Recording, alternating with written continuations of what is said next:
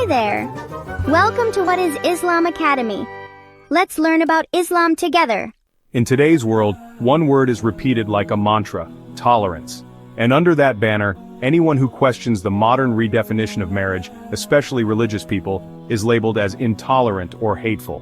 So people ask, why does Islam not accept the idea of marriage between people who follow the rainbow lifestyle? Let's leave emotion aside and use reason, science, and morality to examine the issue. Because truth doesn't change with trends. First, we must ask, is something right just because it's popular or legal? 50 years ago, this very idea was illegal. 100 years ago, it was unthinkable. And 50 years from now, new ideologies may replace today's views. Morality that shifts with culture is not morality, it's mood swings of society. Islam, however, gives us a timeless moral framework, one that is based on human nature, fitra, divine wisdom, and long-term well-being. Islam recognizes something modern culture often ignores: that our bodies, minds, and emotions are designed, not random. Men and women are complementary by design. They fit emotionally, spiritually, and physically. They can reproduce and raise the next generation, a basic biological truth. If you try to force one plug into another of the same kind, it simply won't work. Is that discrimination by electricity? No, it's engineering. Islam applies the same principle. It honors the original design of creation, not the alterations based on desire. Many say, if two adults love each other and no one is hurt, what's the problem? This no-harm principle sounds reasonable, suggesting personal freedom is absolute as long as it doesn't directly hurt others. But is not hurting anyone really the highest standard for a healthy society? The problem is this: reducing morality to no harm is like reducing health to no pain. A person can have high cholesterol or early-stage cancer without feeling any pain. They might feel perfectly fine, but beneath the surface, serious damage is occurring. The pain is just the final symptom of a deeper problem that has been growing silently. In the same way, actions that seem harmless can create subtle cracks in the foundation of society. By the time the widespread pain is felt, the damage has already been done. Let's look at the wider effects of promoting rainbow ideology as a marriage norm. First, the family system weakens. For millennia, marriage has been a unique institution, uniting a man and a woman to form a family and ensure legacy. When marriage becomes just about the feelings of adults, it becomes fragile. Feelings are fleeting. An institution built only on feelings is an institution built on sand, weakening the family unit, which is the bedrock of society. Second, the impact on children. Promoting same-sex marriage as a norm deliberately creates family units that will always lack either a mother or a father. Social science consistently shows that children tend to thrive best with the complementary presence of both. Mothers and fathers are not interchangeable. They offer unique contributions to a child's development. To intentionally deprive a child of one of these fundamental relationships from birth has undeniable long-term psychological consequences. Third, sexual ethics become blurred. Once we detach marriage from its biological reality, the union of male and female, on what logical basis do we define its boundaries? If marriage is simply about love and consent, where do you draw the line once the structure is broken? It's a question of logical consistency. The objective standard is lost, replaced by subjective desires. This is why Islam's guidance is so profound. It doesn't wait for collapse, it acts to protect society before the damage spreads. The divine wisdom in the Quran provides a preventative framework. The definition of marriage as between a man and a woman isn't an arbitrary restriction, it's a core component of a system designed to preserve lineage and family, which are higher objectives of Islamic law. Islam acts to protect the health of the community before the disease can spread, ensuring a strong and flourishing society. Now, a common response we hear is, but people have the freedom to choose how they live. Who are you to tell them what's right or wrong? And that's a fair point. Islam fundamentally agrees. The Quran is explicit. There shall be no compulsion in religion. God has given every human being free will, the capacity to choose. This freedom is the very basis of our accountability. Without the ability to choose a wrong path, there would be no virtue in choosing the right one. Our choices are the substance of our test. But freedom to choose does not mean all choices are equally beneficial. You have the freedom to step off a cliff, but gravity ensures a disastrous outcome. You have the freedom to subsist on sugar, but biology dictates it will lead to disease.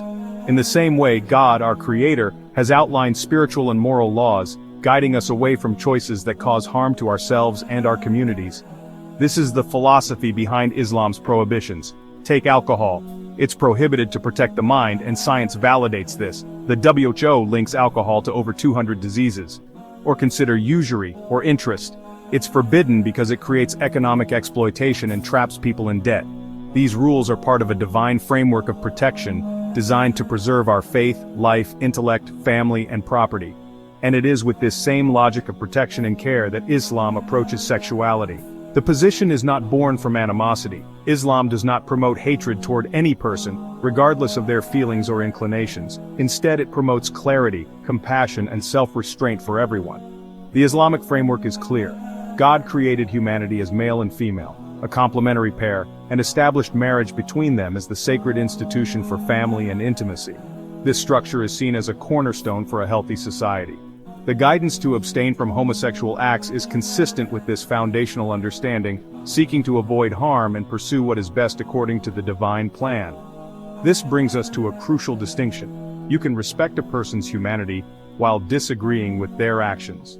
A doctor who advises a patient to stop smoking isn't expressing hatred. They are expressing care by disagreeing with a harmful choice. The disagreement is with the act, not the person. And this is the essence of the matter. Disagreement is not hate.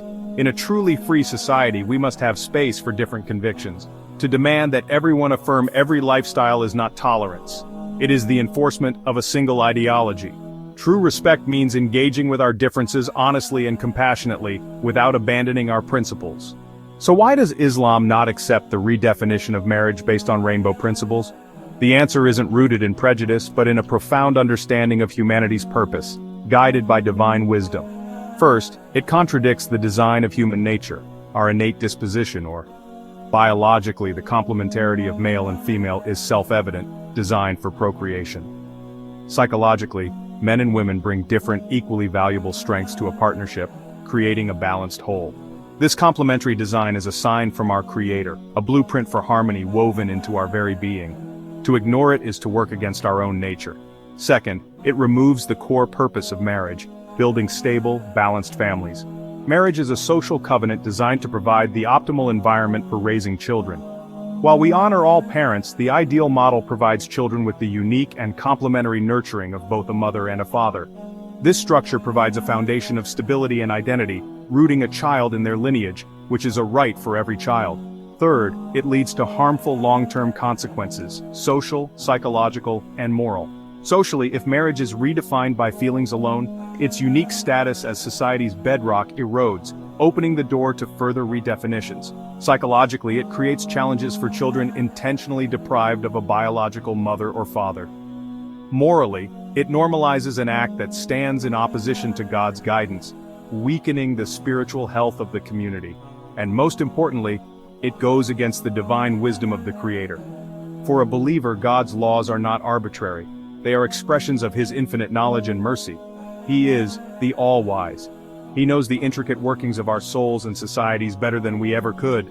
When He establishes the bounds of marriage, it is a prescription for our collective flourishing. To trust in His wisdom is the essence of faith. This is why the Quran says, "And do not immoralities, whether open or hidden."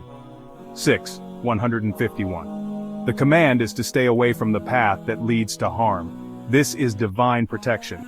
True compassion doesn't mean letting people walk toward a cliff just because they want to. It means guiding with mercy, even if the truth is unpopular, calling them back from the edge out of a sincere desire for their safety in this life and the next. Islam doesn't oppose love, it cherishes it, but it protects the sacred covenantal love between a man and a woman within marriage, elevating it as the foundation for family and society.